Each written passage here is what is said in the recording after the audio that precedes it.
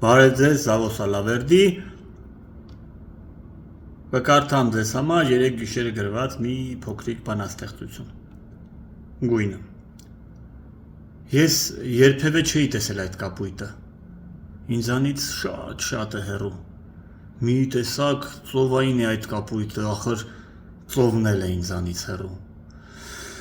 Միգուցե դա երկնքի կապույտն է ու ծովն էլ երկնքից է ստանում։ Ատլաս գիշերազգեստ է այդ կապույտը, տես թե քեզ ինչպես է սազում։ Հաչքերդ փայլում են, ես տեսա, նրանց մեջ ցերեկվա արևն է եռում, մարմնիդ տակից էլ կապույտն է վառվել, այ հենց էդ հալոցքն է ինձ կերում։ Ձեռքերս դեպի քեզ եմ պարզում, ուզում եմ տաք կապույտը սիրեմ։